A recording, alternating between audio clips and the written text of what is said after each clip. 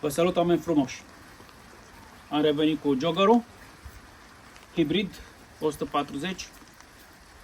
Vreau să fac un video despre ce anume nu-mi place la joggerul ăsta, la Dacia asta, pentru că voi ați cerut lucrul ăsta. Bun. Ne aflăm în spate, la portbagaj, pentru că de aici o să începem. De exemplu, hai să vedem. Un punct foarte mare, în minus, ceea ce mă deranjează extrem de mult, începe din spate și se continuă în toată mașina, faptul că lipsesc spațiile de depozitare. Și mă refer la aici în spate, la faptul că nu am o plasă aici care să-mi țină anumite lucruri, cum ar fi stingătorul ăsta, pe care eu l-am pus aici în gumița asta pe care eu pun la dispoziție, agățată aici în tapiserie. Dar uitați-vă și voi, pur și simplu, nu stă, da? O mare prostie făcută aici, n-am unde să-l pun, nu este absolut nimic. Tot ce este, sunt aici două cârlige în care să-ți agăți plasa cu cumpărături. Unul aici și unul partea cealaltă. Atât. Ce au mai făcut ei? Aici, de exemplu, da? E kitul de pană. Au cusut două dungi de Sky aici și pur și simplu se agață aici pe tapiserie. Dar cu asta ce fac? Da? Cu trusa de prim ajutor, asta unde o mai pun? Cum o pun? Nu am niciun sertar, nu ai nimic. Da? O pun aici, tot timpul se plimbă prin mașină. O tâmpenie, de-a dreptul. Aici mai avem o decupătură, unde eventual să-ți bagi telefonul atunci când îl pui la încărcat.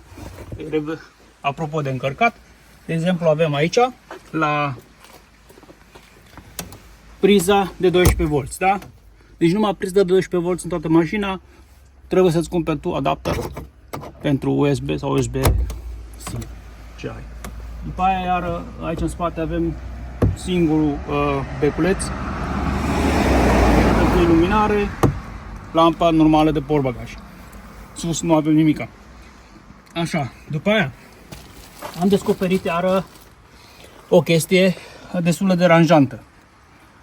Eram cu scaunile lăsate, trebuia să mi le ridic, am ridicat unul, că să-l ridic și pe celălalt. Și fiți foarte atenți. Aici, la cordeluța asta, da? Ea e prinsă aici jos de desubt, pe un bolț, da? Mi s-a întâmplat, mi-a ieșit pur și simplu după bolț de aici de jos, așa, s-a dat într-o parte, complet mi-a ieșit de acolo, când scaunul era jos prins. Ei, și m-am chinuit să pot să rabate scaunul din nou. Deci aveți mare grijă să nu vă iasă de acolo. Asta putea să fie, nu știu, mult mai bine prinsă sau altfel gândită cu un anumit ghidaj sau cu o piedică de plastic aici ca să nu alunece să iasă după bolțul ăla. Că după aia te chinui cu ea. Da? După aia, mai departe legat de spațiul de depozitare, trebuie să improvizez. Mi-am pus aici triunghiul reflectorizant. L-am prins eu cum am reușit. Da? Nu e bine nici aici, pentru că aici am decupătura asta, adâncitura asta, pentru suportul de la scaun. Eu când las scaunul jos, da? Eu trebuie să-mi iau triunghiul de acolo. Ce fac cu el? Unde l-arunc? Îl arunc așa prin mașină? Pur și simplu aiurea. Aici, nimic în spate. Pe rândul celălalt. Niciun buzunar pe spatele scaunului. Nimic, absolut nimic. Încă un lucru deranjant la spate e centura. Bun. Hai să zici, nu toată ziua o folosești, dar atunci când ai pasageri în spate, da? Ia uitați ce tâmpenie. Da? Atunci când ai pasageri în spate, da? Și stă un scaunul ăsta, stă cu centura asta în gât în cazul în care ai pasageri și pe mijloc, pe scaunul din mijloc. Nu știu, dacă tot au prins-o aici, mă gândesc că poate putea să o prinde și mai încolo puțin. De ce au făcut așa? Nu pot să vă spun. Probabil legat de siguranță ceva, dar oricum, din punctul meu de vedere, o mare tâmpenie. Bun, asta o să las așa, că n-am ce să fac cu el. Asta e. O să nu mai vorbesc de prostia asta. Acum, bun, e un plus că o ai, dar uitați-vă și voi. Ori o scot, ori nu știu ce fac cu ea. Acum hai să zic că o prind asta aici, dacă trage asta. Acum sunt lucruri care nu le faci toată ziua, bună ziua, dar totuși, atunci când le fac, le treci la categoria minusuri. Cam asta e în spate. Altceva, asta e în spate, altceva nimic deosebit. O să continuăm înăuntru. Pentru asta, haideți să mergem înăuntru în mașină. Da, deci v-am arătat ce nu-mi place în spate, vă arăt ce nu-mi place aici.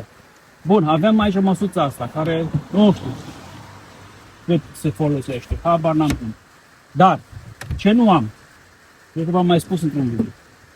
De exemplu, vreau să-mi pun vesta de salvare, să o am aici în spate la îndemână în caz de Doamne ferește să întâmple ceva. Nu am unde, nu am niciun buzunar, nu am niciun buzunar, nu este nici aici, nici aici, nici aici, nicăieri. Trebuie să o țin aici. Spațiul de depozitare din ușa trebuie să fie pentru altceva. În rest, lipsește cu desăvârșire, absolut nimic. Da? Și aceeași chestie, da? Aici doar o priză de 12 V. Eu mi-am pus și aici un adaptor ca să avem pentru toată lumea. Da? Iar ce nu-mi place, mi-a fi plăcut să am și aici o gură de aerisire prin care să vină căldura mai, atunci când pornești clima sau când ai nevoie de încălzire, să iasă mai repede. E dedesubt de scaune acolo, da? Mă rog. Iar ce ar fi fost mai bine să am ceva aici la asta de iluminat. Deci, în spate nu există, doar becul ăla de portbagaj lateral. Avem aici și mai este și în față la fel, sărăcăcioasă. Deci ar putea să fie mai fancy, mai high-tech, cumva acolo. Două becuri care poți să le reglezi, două spoturi, nu sunt, da? Eu văd asta un minus. Bun, deci, spațiul de depozitare, pur și simplu, lipsește cu desăvârșire. Asta ce am eu în ușă acolo, da, e ca să pun o sticlă, să pun un pachetel, nu știu ce. Dar nu pentru altceva. Deci aici, iară, va trebui să improvizezi, să agrești ceva în cazul în care vrei neapărat să îți pui ceva acolo. Da. Și iar, foarte, foarte important, uite aici, chestia asta. Cordeluța asta, care trebuie să tragi de ea atunci când vrei să urci în spate sau să rabatezi râul din mijloc, da? Da, e ok, dar pentru cei care știu și cunosc Logi, de exemplu, aici era o manetă. Era o manetă din plastic care era mai robustă, era mai ușor de accesat și dădea mult mai bine. Mi se pare aiurea și culoarea asta, deci asta iară un aspect care îl văd un minus, nu-mi place. Bun, cam asta e. Hai să mergem și în față, să vedem acolo cu ce ne confruntăm, cu ce nu ne place. Hai! Bun, deci am văzut ce nu ne place chiar în spate, în portbagaj, pe rândul 3 de scaune, ce nu ne place în mijloc, acum ce nu ne place în față. Din start, da, haideți să o și pornesc. Din start, da, cum am repetat în multe rânduri, faptul că sunt încă conectat cu cablu, da, pentru că, iar, mă repet, a fost criza chipurilor, au trebuit să folosească chipul vechi, care nu ne permite conectarea wireless la Apple CarPlay și Android Auto. Bun, pe de o parte mă deranjează că stau un cablu aici atârnat, pe partea cealaltă trebuie să fiu optimist să spun că e oarecum mai sigură conectarea pe cablu, orice am face. Asta putem trăi. Asta nu, pur și simplu nu-i văd rostul aici. Eu am un telefon relativ mare, nu pot să-l pun aici, adică pot să-l pun, dar mă deranjează. Am un display atunci în plus aici care mă obturează puțin din ecranul ăsta mașinii. Eu nu-l folosesc. Stă degeaba acolo, trebuie să-l dau jos. Ceea ce iar nu place și aici, ca și în spate și la mijloc, iar nu avem niciun fel de port. Ia? Și aici mi-am cumpărat un adaptor ca să am și aici, în caz că trebuie, USB și USB-C. Singurul port care îl avem este cel de aici, da? Care îl folosim pentru conectarea pe cablu la Apple CarPlay și Android Auto. Iar ce nu-mi place, da, se vede. Avem aici e iluminat, da, la frâna de mână de parcare, da? Avem aici becurile sunt iluminate. Avem aici e iluminat. avem pe volan, ceea ce e foarte bine și probabil că o să facem un video noaptea ca să vedeți cum se vede, sunt iluminate. Pe ușă, da, toate butoanele sunt iluminate. Mai puțin astea de aici, da? Sunt doar niște inscripții scoase în relief, vopsite cu argintiu și atât. Nu este iluminat. Mi-ar fi plăcut să fie iluminat. Da? Deci încă un aspect care mie nu-mi place e exact ecranul ăsta, consola asta de mijloc centrală. Da, mi se pare învechită. Pur și simplu mi se pare învechită. Acum, dacă nu mă înșel, am înțeles că e opțiunea cealaltă cu Navi, arată puțin interfața altfel.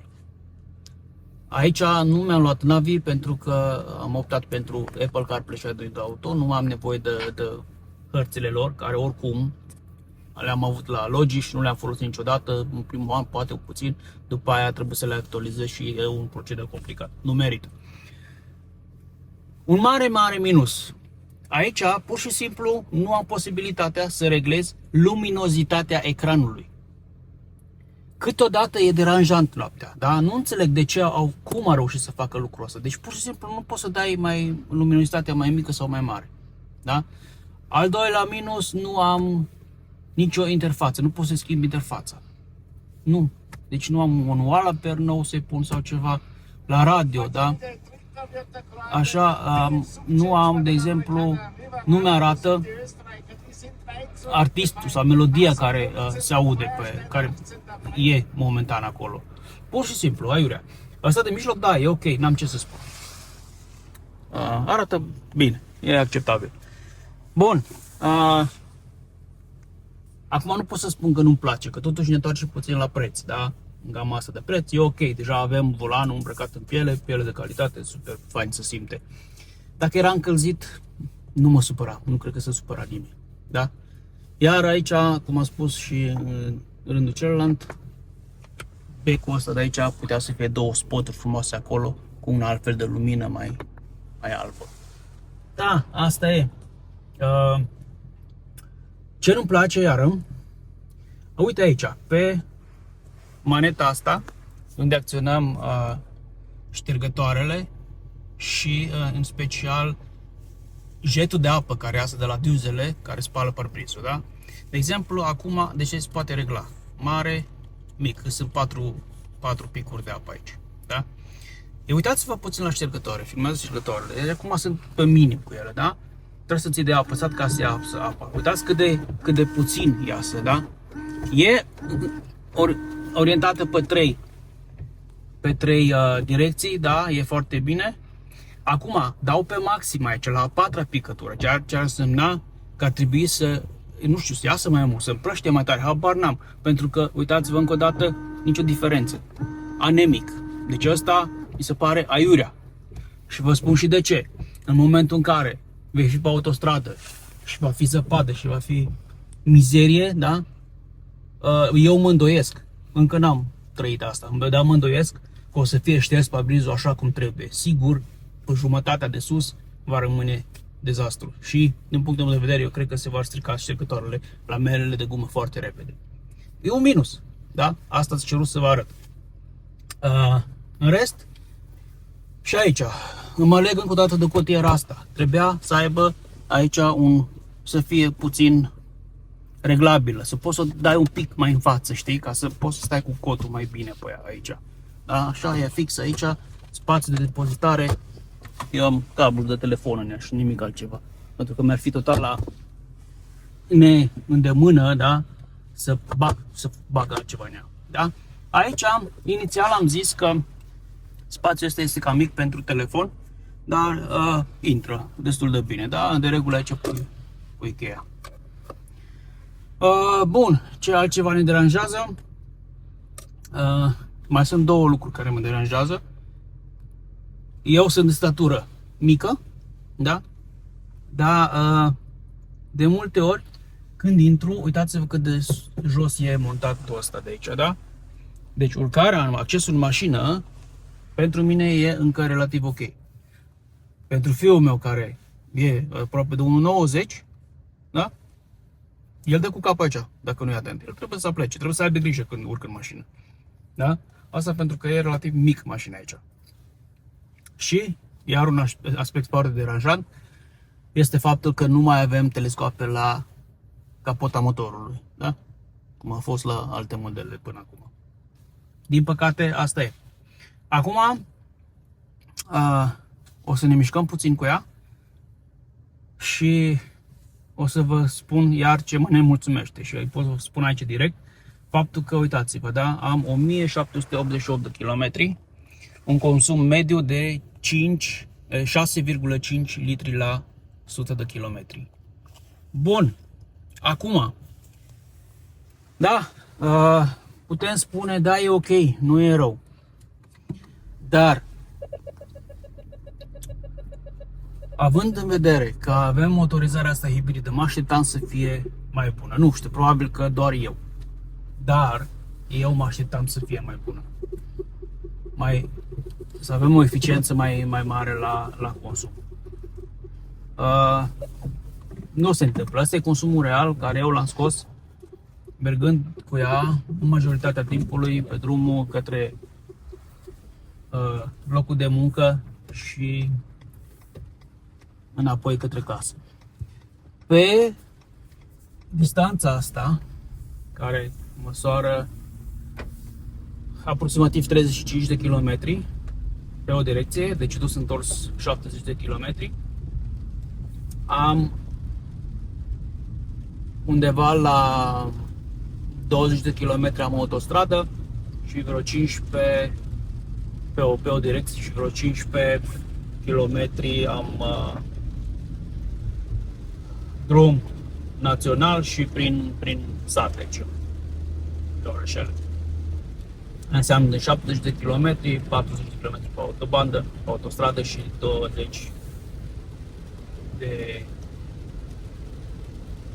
și 30 de kilometri pe drumuri normale, unde rulez mai mult în modul electric, da?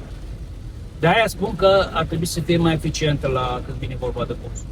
Dar asta e. Acum am văzut că statisticile și producătorul dă un consum totuși mai bun față de celelalte motorizări, față de EcoG-ul și de motorul de 1 TCE. Dar totuși, în realitate, asta e. Asta vă arăt pentru că asta am și mi-a scris acolo. Iar ce mă deranjează e faptul că motorul, da, într-adevăr, câteodată este scomotos. Și în special atunci când bateria este descărcată și el trebuie să învârtă roțile și la același timp să carce și bateria. Scade, schimbă cutia automat într-o dreaptă inferioară și cam urlă. Da? Iar un minus ar fi, zic eu, exact faptul ăsta că cutia asta are atâtea secvențe în care pur și simplu nici nu știi când, cum schimbă, când se turează, când nu se turează. De multe ori nu știu ce să spun, că îmi place, că nu-mi place, dar una peste alta e ok. Bun, cam astea ar fi minusurile la mașina asta. Da, dincolo de faptul că sunt materiale relativ ok față cu modelele anterioare, de e un plus, da? Așa ca și dotări de tehnologie, da, e iarăși ok. Avem scaune încălzite, avem volan de piele, avem reglarea volanului înălțime, adâncime, avem reglarea scaunului pe înălțime, pe adâncime, spătarul și așa mai departe. Da, avem 7 locuri. E motorizarea asta ok, să-i spunem. Totuși, sunt peste 28.000 de euro care îi plătește în Austria. Da, în România, cum am spus, probabil vreo 1000 de euro mai jos pentru motorizarea asta, versiunea asta cu 7 locuri. Parcă aș fi așteptat totuși mai mult. Dar asta e. Cam astea sunt minusurile la mașină. Încă ceva. Aici.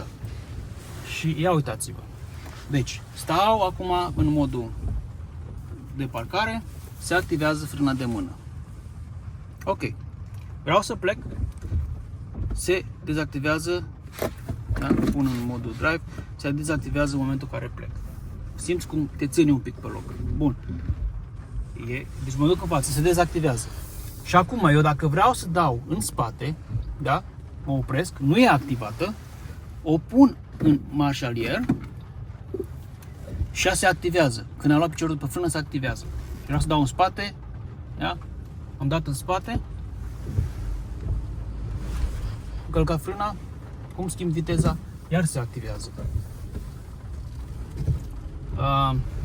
Aici mi s-a părut puțin cam aiurea făcut și de ce? Din punctul meu de vedere, activându-se și dezactivându-se atât de des, cred că va duce la o deteriorare prematură a frânei de mână, a cablurilor sau a părții electronice. Și din punctul meu de vedere, asta e un minus. Dar asta e, atât s-a putut. Una peste alta, e o mașină bună. Fac chiar comparația cu Logic, mașina care am avut înainte. Din multe puncte de vedere e un plus, e un pas înainte către confort și tehnologic vorbind. Dar totuși mai sunt și minusuri.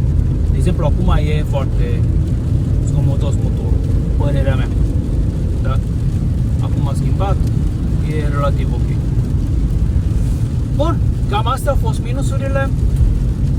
Dacă voi ați remarcat ceva, scrieți și voi în comentarii sau spuneți încă o dată ce vreți să vă să mai testez, ce să mai fac și voi face în măsura în care pot și mă pricep. Până data viitoare, mulțumesc încă o dată pentru timpul acordat, mulțumesc că m-au urmărit, mulțumesc pentru ideile pe care mi le dați și toate cele bune. Salutare!